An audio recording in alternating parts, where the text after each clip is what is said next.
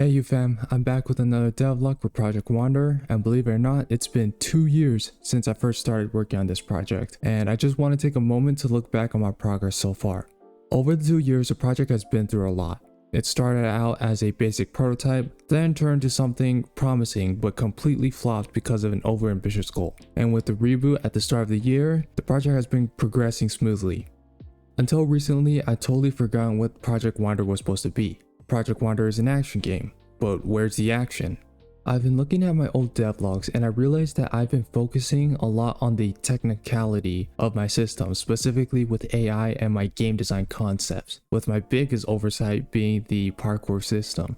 Project Wanderer is an action game first, but it isn't your traditional third-person action game like Devil May Cry or Nier, nor is it anything like your traditional Souls game.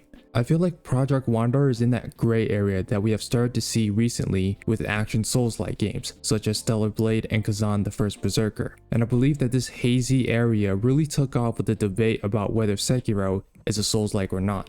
So I feel like with my over-ambitious goal paired with an unclear direction, that really strayed me away from the game's original intent. So with the project's reboot, I took the advantage to capitalize on the action element that my game was missing, and to build a foundation so that I don't lose sight of my game's original vision. Now, I took a somewhat simplified method of achieving the action element my game was missing, by implementing an ability system. Liza P has an ability system called Fable Arts, which are abilities tied to a specific weapon or handle. And Final Fantasy XVI has an ability system that changes based on your equipped icon. Ultra Big Bang! But I didn't just want to rip an ability system from one of these games without applying my own little twist to it. You see, these games don't allow the ability to be directly comboable, in the sense that if an enemy staggers, perform an ability will continue to stun the enemy. But that's due to their game design choice with a poise-like system. But that's what I wanted. An ability system in which abilities are directly comboable with each other and follows the philosophy that's set for the game early in development, that if an enemy staggers, press the aggression.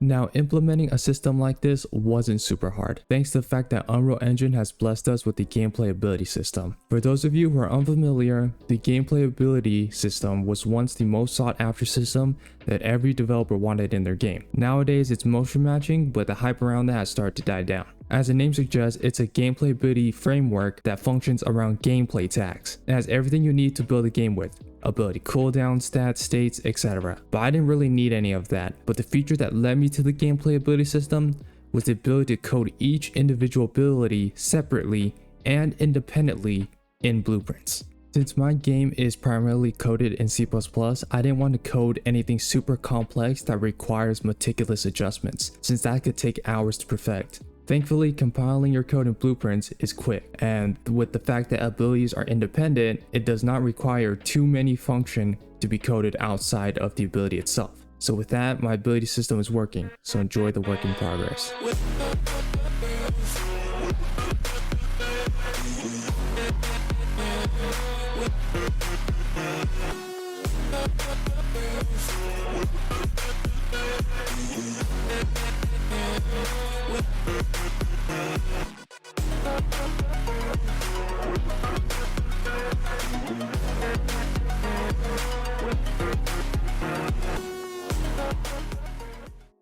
As mentioned before, abilities are directly comboable with each other regardless of the order, so you can really make some interesting combos.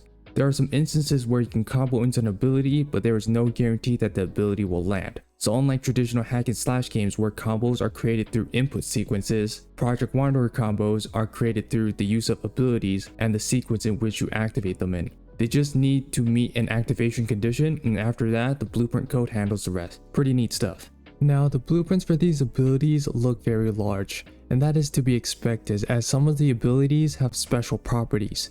Take this ability for example. If you activate the ability, the character does a simple attack, but if the target enemy is in the air, the character will warp to the enemy and perform a completely different attack. Another example is this launching ability. If you launch an enemy into the air, but don't queue another ability, the character will kick that enemy right back onto the ground. However, if you queue an ability that meets its activation requirement, it will buffer right into that ability without needing to complete.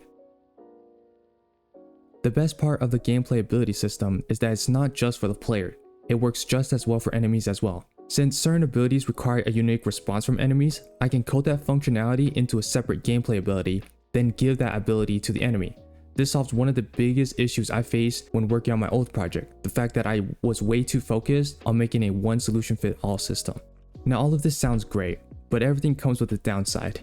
In Liza P and Kazan, the game does not feature your traditional jumping system, thus combat is performed on the ground, excluding things like plunging attacks. So their abilities will always be made with the simple requirement that the player will be on the ground during and after activation. However, Project Wanderer needs to accommodate both ground and air if I plan to implement a jumping system with an aerial combat of some sort. This adds another layer of complexity that I know will either be exploited or broken, but only real outside testing will tell.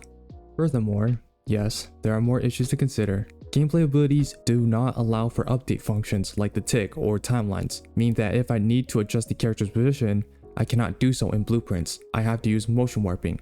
In my last devlog, I noted that motion warping is still a beta plugin, meaning that there may be some unresolved issues with the system that might arise if you choose to use it. Since I'm unable to update my character's position or rotation during the ability via blueprints, I use the motion warping component as a loophole to bypass this limitation. However, this sparked the consideration in removing the motion warping component and designing my own that is less optimized but more reliable. There are a ton of edge cases in which the motion warping component just did not want to work, and a few of my ideas have been scrapped because of this. Now for their minor issues, I'm able to get past with some additional checks. So for now, I'll probably keep the motion warping component in, but we'll see as we continue to make new abilities and when we actually stress test the ability system. So the ability system is now working, but not complete. I still need to implement functionality to be able to change your abilities during gameplay and to integrate some additional limitations to the ability system so you can't keep spamming abilities. And this marks the end of the devlog. As always, I want to thank all of my Patreon members for the continued support, as this video is only made possible by my patrons, along with the huge support here on YouTube. If you want to join my Patreon, there'll be a link in the description if you'd like to do so.